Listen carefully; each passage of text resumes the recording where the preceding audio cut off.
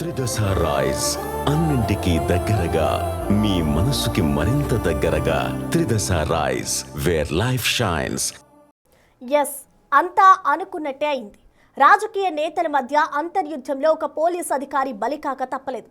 పంతం నీదా నాదా అన్నంత రేంజ్లో జరిగిన ఈ ఆటలో చివరకు పోలీస్ అధికారి ట్రాన్స్ఫర్ అయ్యే పరిస్థితి వచ్చింది. పశ్చిమ గోదావరి జిల్లా భీమవరం డీఎస్పీ జయసూర్య బదిలీ హాట్ టాపిక్ గా మారింది. అసలు డీఎస్పీ విషయంలో డిప్యూటీ సీఎం రేంజ్ స్థాయిలో కథ నడిపించింది ఎవరు? కేసు విచారణలో కేంద్ర స్థాయిలో మెడల్ అందుకున్న ఆయన మెరిట్ ను కనీసం కన్సిడర్ చేయలేదా? సంక్రాంతిలోపు భీమవరం డీఎస్పీ బదిలీ వెనుక ఉన్న నేతలు ఎవరు? జయసూర్య వ్యవహారంలో అసలేం జరిగింది? భీమవరం డీఎస్పీ జయసూర్య బదిలీ వ్యవహారం రాష్ట్ర వ్యాప్తంగా సంచలనం రేకెత్తించింది. ఆ వ్యవహారం అందరూ మర్చిపోయారు అనుకున్న తరుణంలో మళ్లీ తెరపైకి రావటం హాట్ టాపిక్ గా మారింది.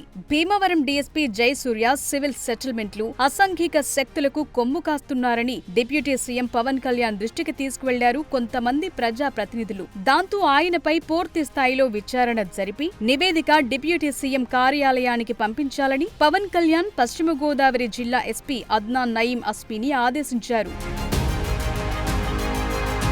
అప్పట్లో విచారణ ప్రారంభించిన పశ్చిమ గోదావరి జిల్లా ఎస్పీ అద్నాన్ నయీం అస్మీ డీఎస్పీ జయసూర్యపై ఫిర్యాదులుంటే నేరుగా తనను సంప్రదించాలని చెప్పటమే కాకుండా డిప్యూటీ సీఎం ఇచ్చిన ఆదేశాల మేరకు పూర్తి స్థాయిలో విచారణ చేసి నివేదిక పంపించామన్నారు. అనంతరం డిప్యూటీ స్పీకర్ రఘురామకృష్ణంరాజు డీఎస్పీ జయసూర్యను వెనకేసుకురావటం, డిప్యూటీ సీఎం పవన్ కళ్యాణ్ పై సెటైరికల్ గా కామెంట్లు చేయటం రాష్ట్ర వ్యాప్తంగా చర్చనీయాంశమైంది.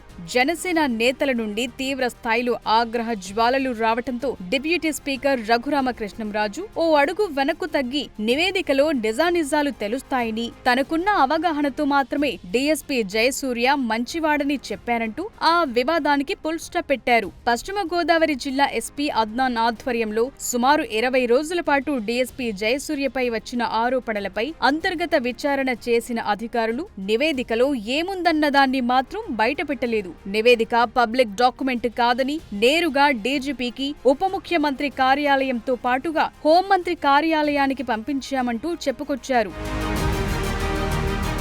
డీఎస్పీ జయసూర్యపై జరిగిన విచారణలో అంశాలు బయటకు రాకపోవటం, జిల్లా ఎస్పీ డీజీపీ కార్యాలయానికి పంపించిన నివేదికలో ఏముందన్నది కూడా ఎవరికీ తెలియకపోవటంతో ఇక డీఎస్పీ ఎపిసోడ్ అటకెక్కినట్లే అని అందరూ భావించారు.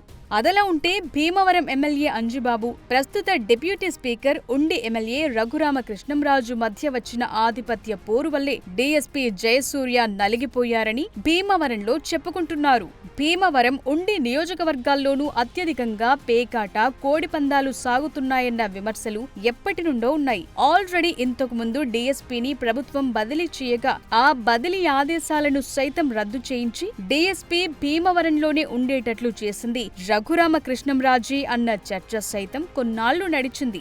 డిప్యూటీ స్పీకర్ అండతోనే డీఎస్పీ జనసేన నేతలను ఏమాత్రం లెక్క చేయటం లేదన్న అభిప్రాయం జనసేన పార్టీలో ఉందన్న ప్రచారం జరిగింది.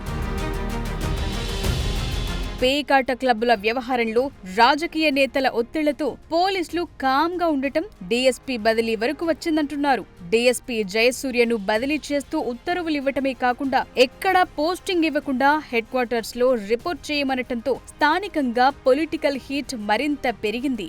డీఎస్పీపై అంతర్గత విచారణ జరుగుతున్నప్పుడు మినిస్ట్రీ ఆఫ్ హోమ్ అఫైర్స్ ప్రకటించిన కేంద్రీయ గృహ మంత్రి దక్షత పథకానికి జయసూర్య ఎంపికైనా అవేమీ బదిలీని ఆపలేకపోయాయని చర్చించుకుంటున్నారు.